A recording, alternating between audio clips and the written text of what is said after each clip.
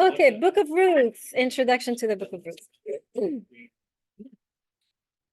Okay, so a few words on, again, just general information on the Book of Ruth, when it was written, by whom, why, right? And then we'll get into mother's house business, and then we'll call it a day. So the book is set during the time of the judges. So let me explain a little bit the context. So Israel enters the land, and you have a period before the kings, if I remember correctly, where you have kind of chaos, social unrest, social chaos. And there are judges, right, that are appointed to rule the land. But as the book of Judges itself says, anybody could do whatever they wanted, right? There's this way that it concludes, like everybody in those days was doing whatever they wanted. So you have these weird stories, you know. I mean, there was a massacre of a concubine. I mean, this is all in the book of Judges, like very violent times in the land of Israel, chaos, political unrest. And the book is set during the time of the judges. So this is a book in a way written I mean, the setting is a time where there is really, the father's house has broken down in a way, right? That's really the idea here.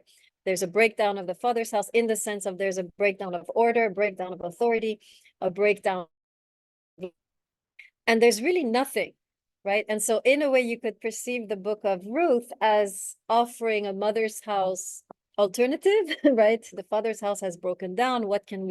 How can we navigate these difficult times? And in a way that might be the reason why the book of Ruth is said at the time of the judges, to show, okay, the patriarchy the father's house has broken down. Here's an alternative. Here's perhaps a way we can navigate these difficult times, right? So it was written, now, we don't know who wrote the book of Judges, but there is some scholarship that says that the book of Judges was written as a polemic text against Ezra and Nehemiah.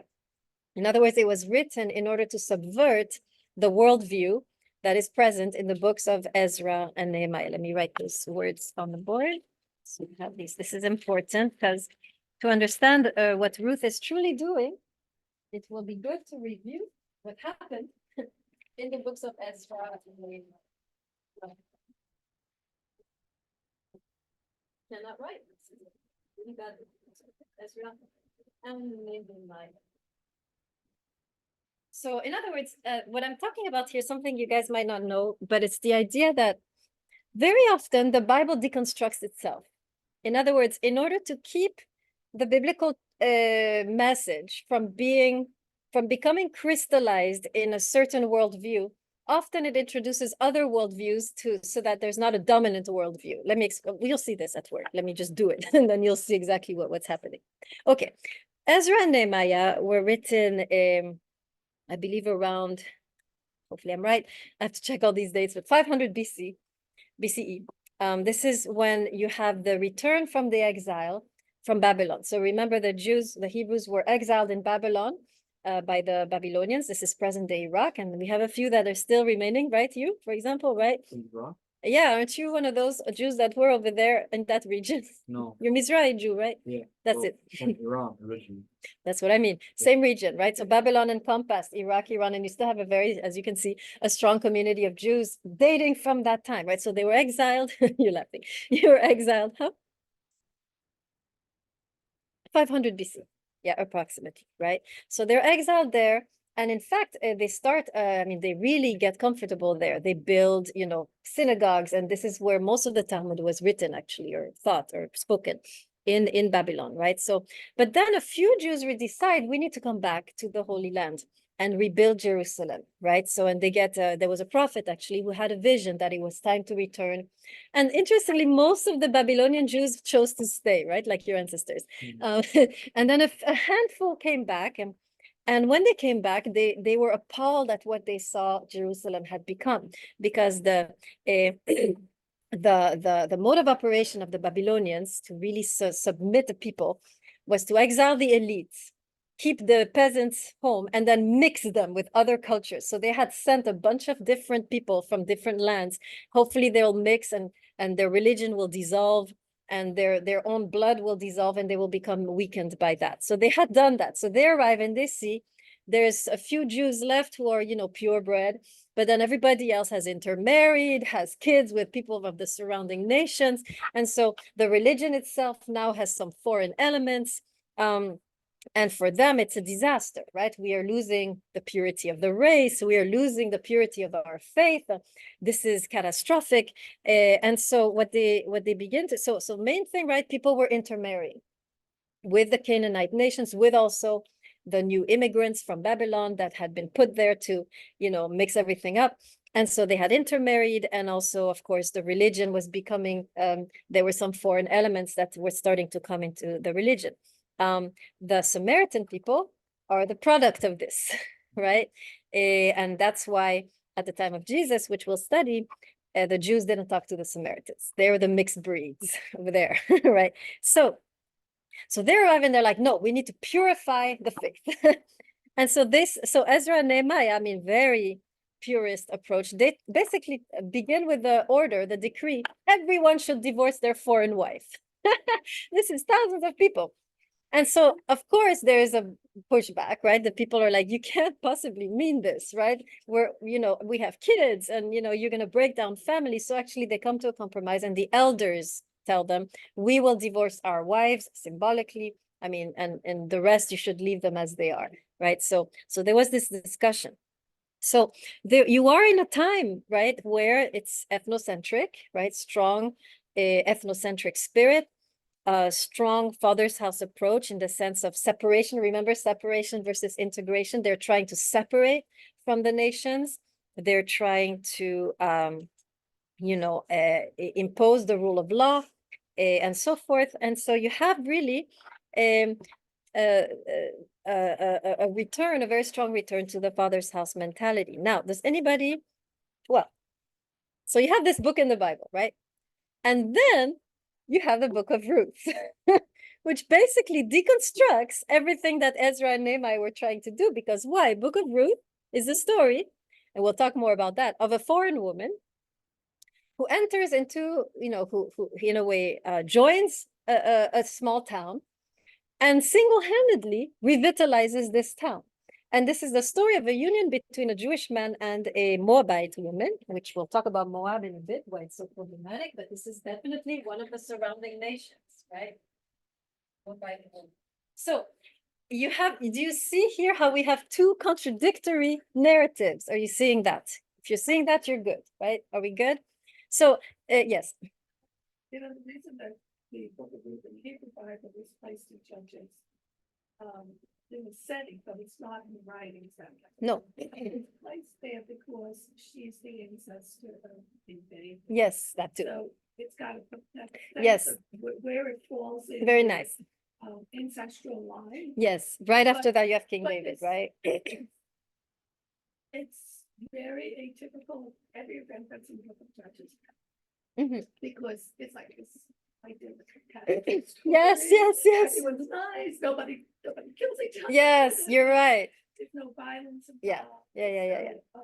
It's not chaotic. It's not treachery. Yeah. There's no warfare. Exactly.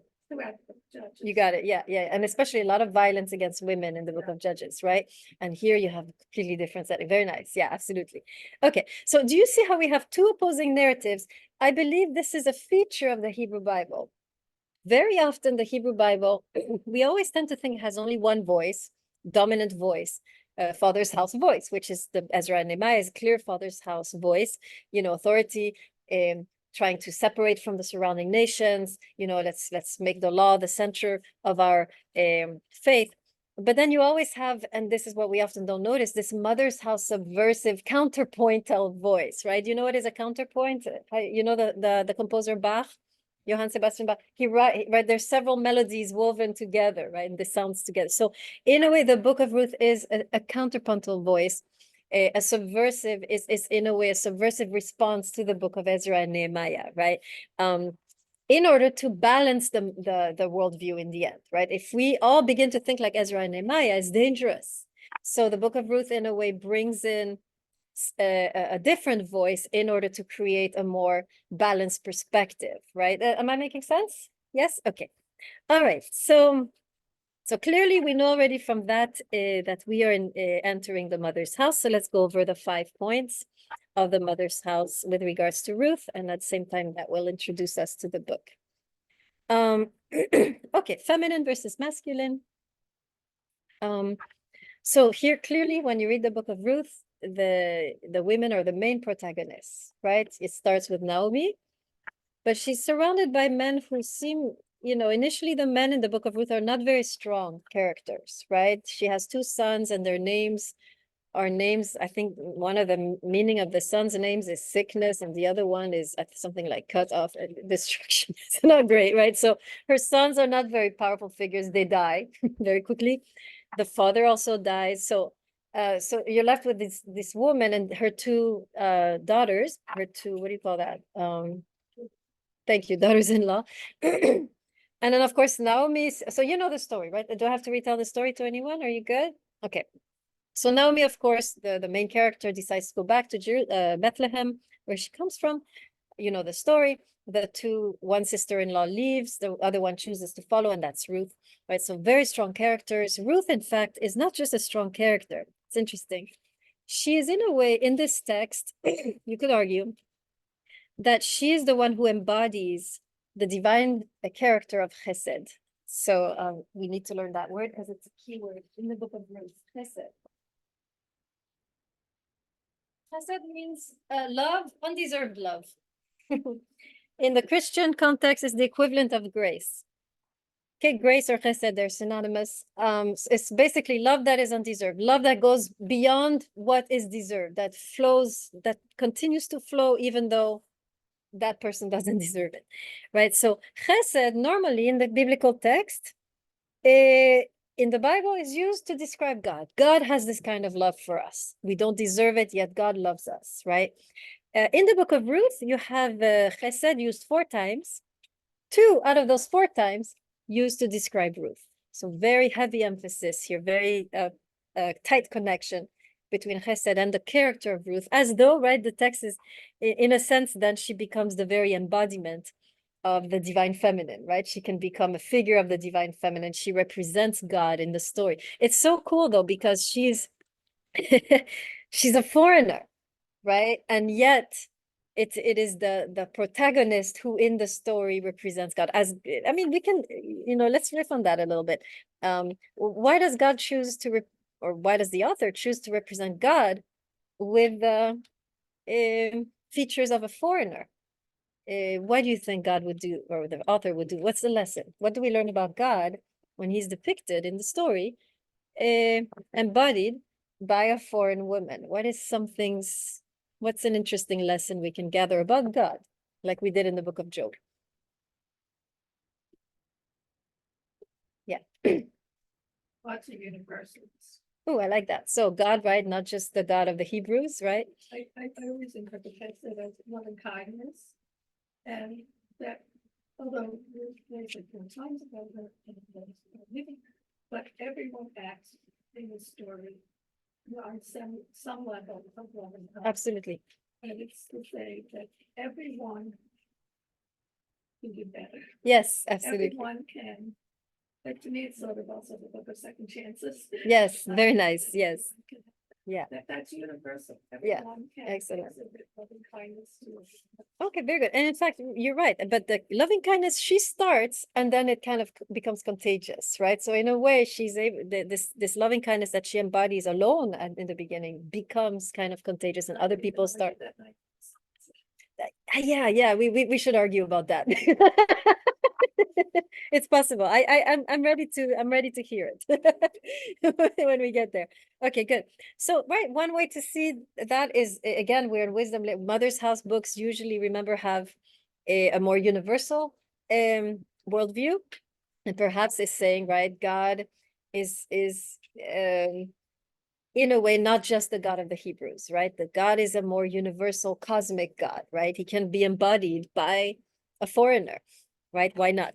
Any other interpretations of this God, this idea that God here is embodied by a foreign woman? Any other riff you want to add to that? Okay, I'll let you think about that. One way I like to think of God's holiness as God being a stranger, right, on the earth. And in a way, we know this from the Talmudic writings, right? When you welcome the stranger, often you're actually welcoming God. There is a whole ethos of welcoming the stranger in the Hebrew Bible because precisely the stranger might hide, might be hiding the face of God. So definitely that you can get this idea here. The fact that Ruth was welcomed in the community as a stranger, in a way, God was welcomed in the community, right? When any community that is capable of welcoming the stranger is also capable of welcoming God, right? And in that sense, will be revitalized.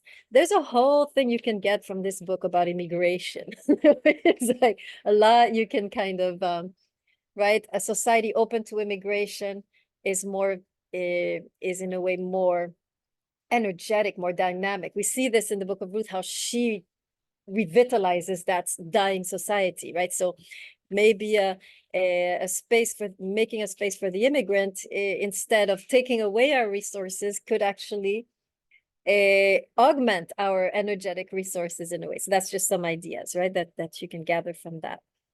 Okay, so we have this Naomi Ruth. Let's go to vertical, or any other comments before we go to vertical and horizontal? Any comments or things you want to add? Okay, vertical, horizontal. Okay, so in the book of Ruth, it's very interesting. God is absent until the end. He pops up in the end when he gives Ruth a child, right? Other than that, you don't notice God. He's not there, right? It's and in fact, you have here a very interesting expression in the I'll read it in English, but in the Hebrew, it's במקרה. This you should know. But you know the meaning of במקרה? By chance, happenstance, right? So by chance. So in the book, instead of there being, you know, God kind of allowing this, creating this event, making this happen, you don't have God in doing anything.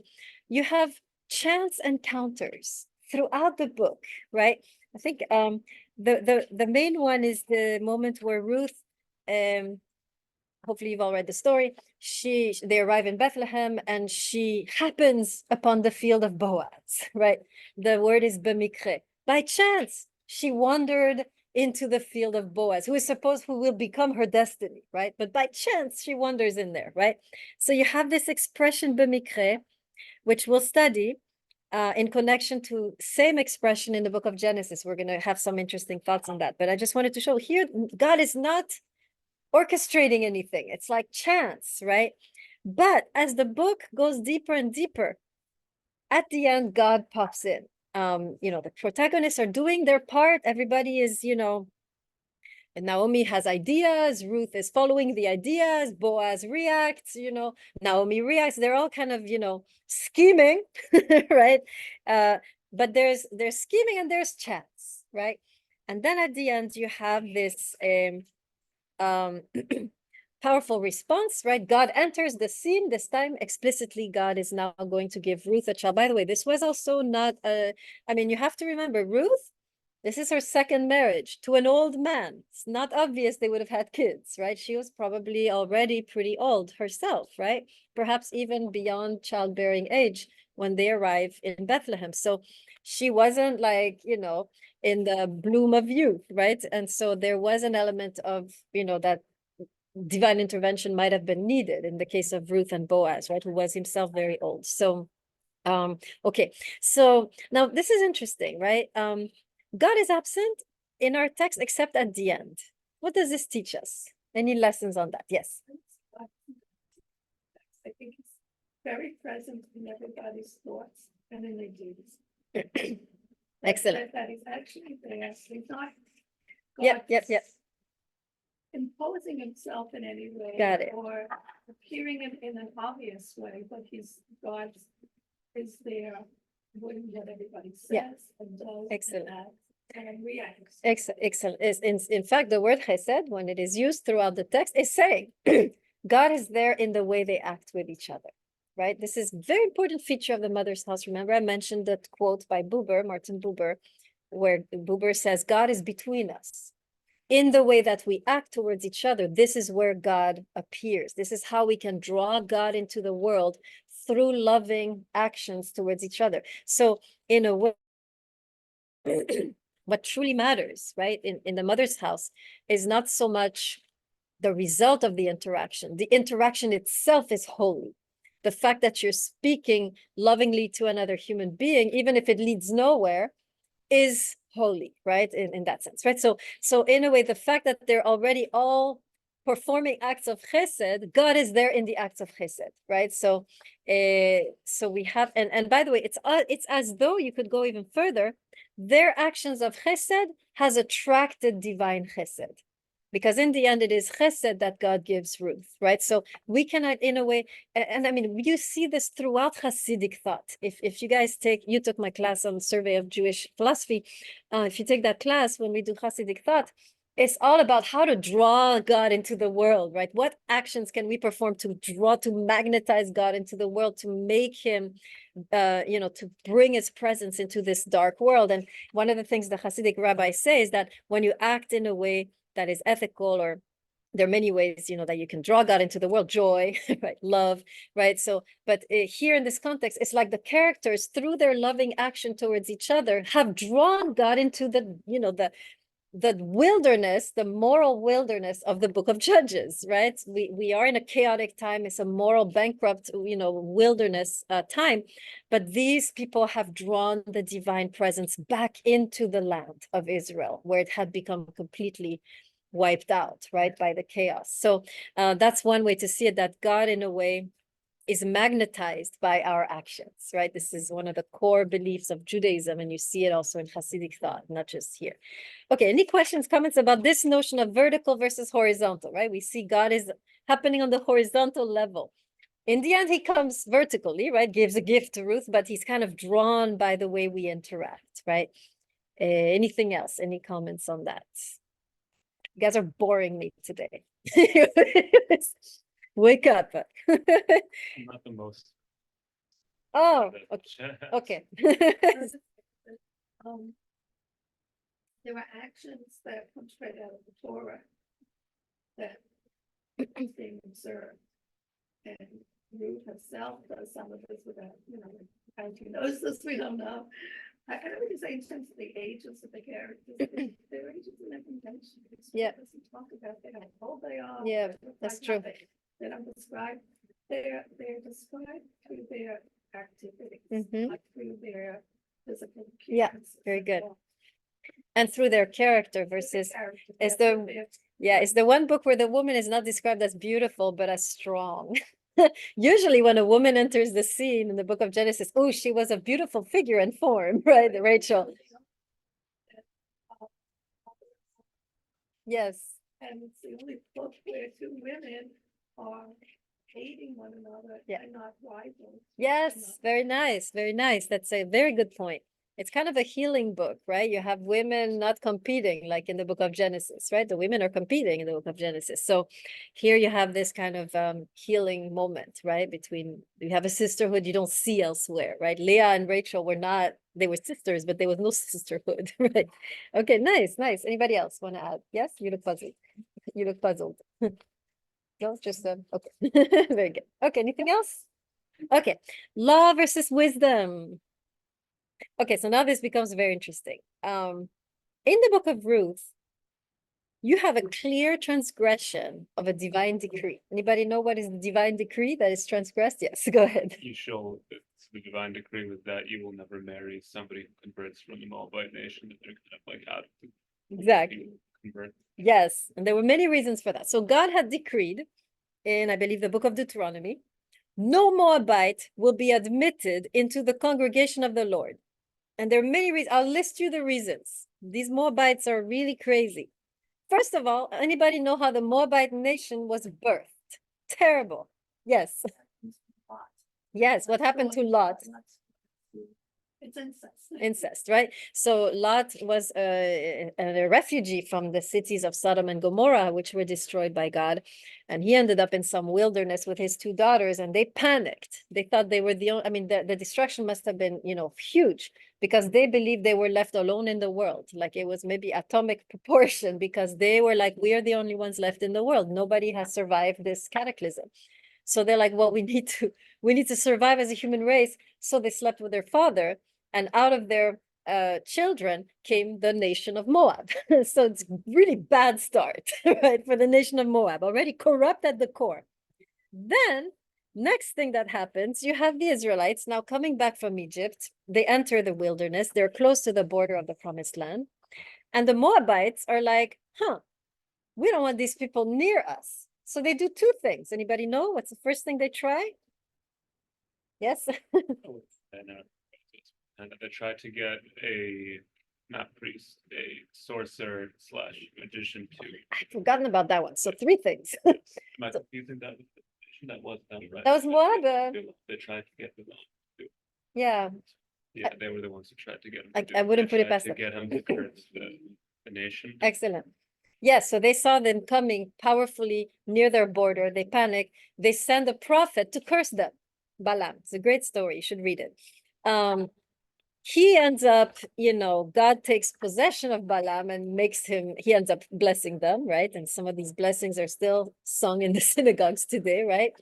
How beautiful are your tents, or Jacob. This is Balaam's prophecy, right? So that fails. What's the next thing Moab does? I mean, they're ruthless. Yes. They try to seduce the men. Yes, they send the women. Let's seduce the men and get them, let's interrupt this, right? It works. And then Pinchas is the one who ends the whole thing. Okay. Okay, that fails. What next? What's the next thing they do? That's the actual reason why God was like, oh, they're never coming into the fold. Anybody know? Yes.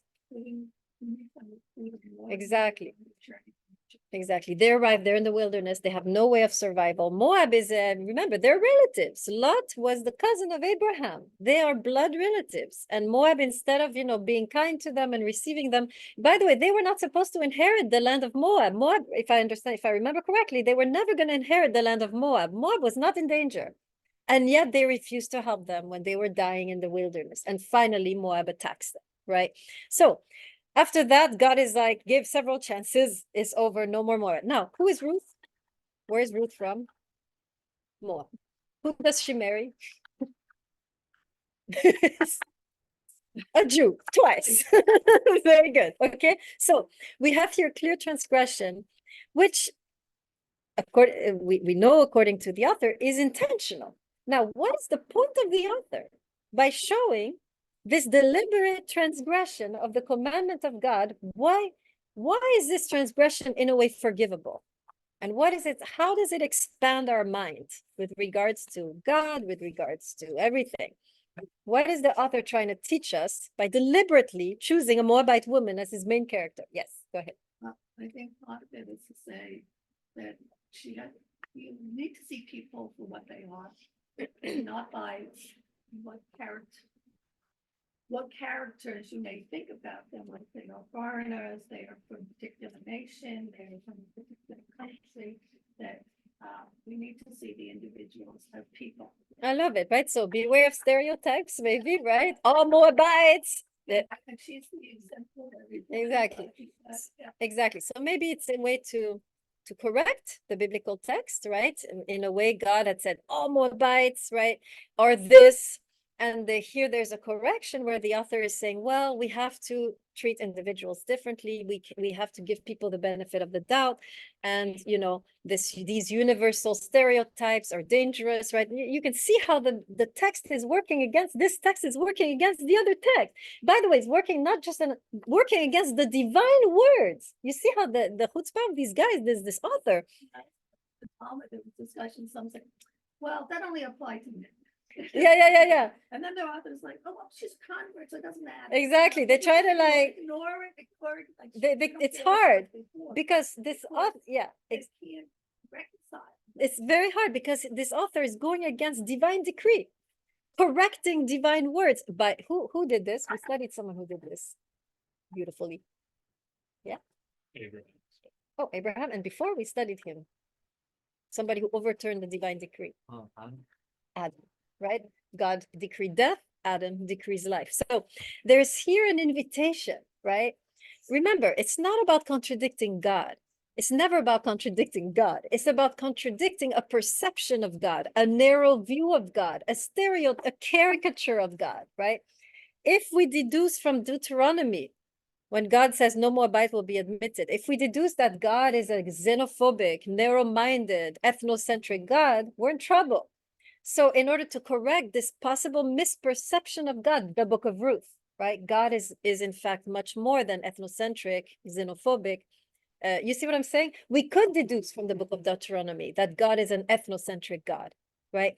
And the book of Ruth is the goal is to correct this misperception of God, right? God is not an ethnocentric God. The God of the Hebrew Bible is a universal cosmic God, right? So there is here, you see how the correction is happening? How even we correct God, which never, you don't correct God, you correct the narrow perception of God that is in the text or that could arise from the text. Are you following me, the nuance here? And Adam in a way is, I mean, Adam literally really corrects God, but I think, remember, we're not in a submission dynamic here as in Islam, for example. We are in a partnership dynamic where human beings have a say and where God and human beings are working together for the redemption of the world. And so we have a say, we have a responsibility to speak our truth, and it is together that you have redemption. You see what I'm saying? This is where we are. We are not in God is doing everything and we are just, obeying. This is a marriage. So our words matter, right? Our perception matters. And that's why Adam is like, you decree death, I decree life. And God is like, fine. So, right, in a sense. Are you following that? This is very unusual, right? This is very different from what we're used to. So that's the first lesson we can learn. What else can we learn about this notion? By the way, it's ironic that the book of Ruth is read on the Jewish holiday of Shavuot. Let me explain. And first of all, tell me, what does Shavuot celebrate? Yes, isn't it ironic? Ruth, which has just contradicted one of the main commandments of the Torah, is celebrated, is read during the holiday which celebrates the Torah. Why? What's the meaning? What were the rabbis thinking when they picked Ruth as the main liturgical reading during the book during the holiday which celebrates the law? And Ruth is breaking the law. What's the lesson? What are the rabbis thinking? I love those rabbis. They're very smart. What are they thinking? By taking a book which breaks the law to celebrate the giving of the law. There, take that. Now, why did they put the two together? Yes. Explain. You sound good. Music to my ears. Go ahead. It's like in order to like prevent like a very reading. Excellent. Right. The goal of the law is chesed. That's the goal, right? So if your law keeping leads you away from chesed, you're missing the point. So the book of Ruth is there to remind people the goal is this. And even to the point that breaking the law sometimes is necessary to reach chesed and then is justified. This is one of the main subversive messages of the book of Ruth, is that breaking the law is sometimes necessary when it is done in the name of chesed. And who will do this much later in the Jewish history? Break the law for the sake of love. Very important character in Jewish history. Go ahead. It is Jewish history. Yes, right? Same message, right? So Book of Ruth, you will see some connections with some of the teachings of Jesus, who himself would break a, what do you call it, ritual law, in or out of love, right? One of the main examples being when he touches the lepers, right? Normally, you're not allowed to touch a leper according to Mosaic law. He touches them, right, in an act of love. So you have here some beginnings of that, right? So yes, and it is Jewish history. Yes, go ahead. Here's the Orthodox Jewish. Go ahead. As we slowly spiral into Christianity. Yeah, you said earlier that like Orthodox traditions have a difficult time reconciling this, and you're 100% right. It looks like a very direct contradiction, but I come from a tradition which says that the law is perfect, and if it looks like the law is being broken, you've just misunderstood the law. Excellent. And so Very It's good. hard to really explain how could that could come about within this particular circumstance, but my idea for why we look at this text specifically on Shavuot is because the law. I agree with Tyler fully when he says it's to prevent against fundamentalism, because fundamentalism isn't a strict adherence to the law. It's pretending to strictly adhere to the law such that you are completely blaspheming Yes. the law. Excellent. And Very so good. the law is more than just what's written. It's a combination of its interpretations over the years and people, what's the word, extending it. Excellent. It's the way Mhm. of saying, Mhm. we read this up, and ideally I'm sure to remind you that there's a way in which you're supposed to act. Yeah. And, don't forget about that when you're doing all these other little. Exactly. commandments. Exactly. There's a way in which you're supposed to act. Yes. And how to treat one another. Yeah. Yeah. Even that. And you get that opportunity all the time. Got it. So each year you could be reminded of that. It's not like, oh, you learned that once and Yes. way back in the first grade, you learned Excellent. that and now you forget about it. Very good. Like, no, it's there for you all the time and you should know that every year to think about. Yeah. And be reminded of that.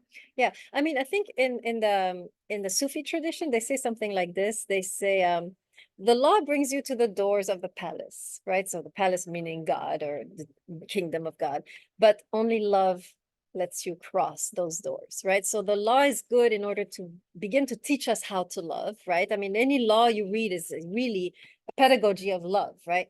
But unless the love eventually emerges in your heart, you've done everything for nothing, right? So if you're keeping all the commandments and you're a cynical, bitter person, you're missing the point of the commandments. The commandments are there to develop in our coarse and primitive nature the ability to love, right? So that's the book of Ruth is reminding us, right? In a way, this is the goal of the law, right? This is the fulfillment of the law is love, right? So in that sense, that's where we're headed.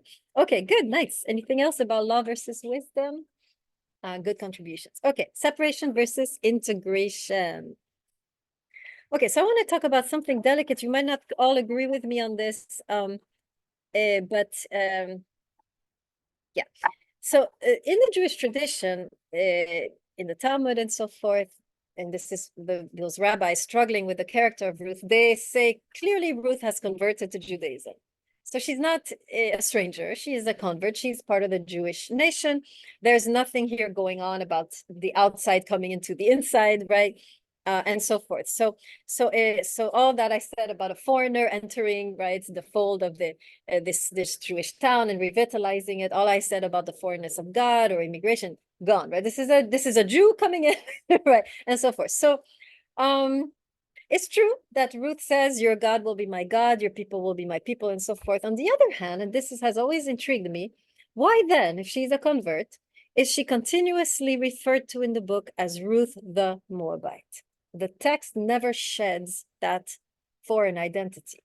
So that is the point which I feel is giving me the freedom to say that Ruth, even if she's a convert, she retains her foreignness. And the text intentionally wants to maintain her foreignness because the text has an agenda. Remember, if the book of Ruth is written as a polemic against Ezra and Nehemiah, the point is precisely that she is foreign, right? That in a way it is positive for the Hebrew nation to open up to foreign elements, that it is revitalizing, that it is dynamic to do so, right? So there is really here I personally think, you might disagree, the rabbis do, that it is important to respect the text's intention of making Ruth, keeping her a Moabite throughout the text. She remains Ruth the Moabite, Ruth the Moabite. At the point when she's not, Yeah, tell me. when she is married Mm, and the town receives the news and so I have to check they, that. they call, they say, they bless them, make her like Rachel and Ruth, and Leah and the women who built up the house of Israel. And they call her this young woman. They don't call her the Moabite. Excellent. Okay. Very good. Very good. I'm gonna read. Yeah. She is being embraced and accepted Excellent. by the Fully. community. Yeah. And it's before she has a child. Yeah. But it's like when after the whole transaction at the gate, Right. the marriage is gonna occur, and then she is no longer referred Yes. to the Moabite at that point. I'll go with you on that point. But when she's exercising the chesed, this is where it's, All throughout up to there. yeah, she's a Moabite. she's the Moabite. Yeah, and this is where it's the interest, this is where it matters in my view, right? Transformation. Yeah, it matters because she's showing chesed before being a Jew, right? And in a way, it's saying something. Are the nations also capable of chesed, right? Are the nations also capable of embodying the divine essence, right? You see what I mean? So, I mean, whoever talks about racial superiority of the Jews has not read the book of Ruth, right? Which is making precisely the case that the people outside can be just as righteous as a Jew, have just the same possibility of embodying the divine essence as the Jewish nation, right? This is basically saying that, right there. So you're right, she becomes integrated. I follow you on that perfectly. But as she is entering and moving, and the love she's showing is still tied to her foreignness, right? There, yes, go ahead. Yeah, I mean, I think the view might be even stronger than that, because the idea that, oh, kindness can be in the hands of strangers or nations outside of the Israelites is present all throughout the Bible, even before the Israelites are officially born as the nation of God. Like in the Exodus story, we Yeah. attribute the survival of the Israelite nation under Egyptian slavery. Mhm. A lot of it goes to the Egyptian midwives who were Exactly. given or weren't Israelites at all, but were given the command by Pharaoh to, hey, when these women give birth to boys, execute them on the spot.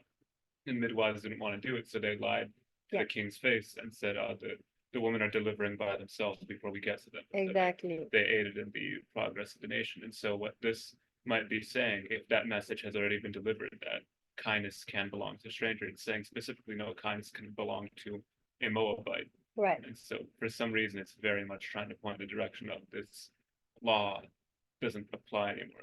There's something Exactly. different with this decree. Right, so there's the notion of the righteous Gentile, right? Throughout the Hebrew Bible, there's this idea that, the Jew is not the only one who is connected to God, right? There are already others who are already connected implicitly, perhaps not explicitly, to the divine essence. So that, I think, is one of the main points of the book of Ruth, which is why we need to keep that, we need to respect the authors, connecting Ruth to being Ruth the Moabite, right? Writing her out like that to show precisely not only the Hebrew nation is connected to God, you have Gentiles who already have, right, this natural connection, this natural ability to to embody the divine nature, right? So very interesting idea here. So you can see already, right, this notion of in the mother's house, we have the stranger entering, right? There is and in a way, it's positive to do that. You see how different from Ezra and Nehemiah? Ezra and Nehemiah, don't touch those strange women, right? Don't merge with the nations. Book of Ruth is the nation enters Israel and revitalizes it. It's powerful, right? This is the idea that the other, the foreigner, enters, not only doesn't, destroy, but revitalizes, right? Some people have read this book as a kind of eschatological book, talking about the end of times when the nations will come to Israel and merge with Israel. Some people have said the book of Ruth is kind of a, kind of a messianic book in that sense, that it shows how powerful the reconciliation is between the nations and the land of Israel, right? Okay. Anything else? Anything else about the conflict? Okay. Doing versus receiving. We'll end with that.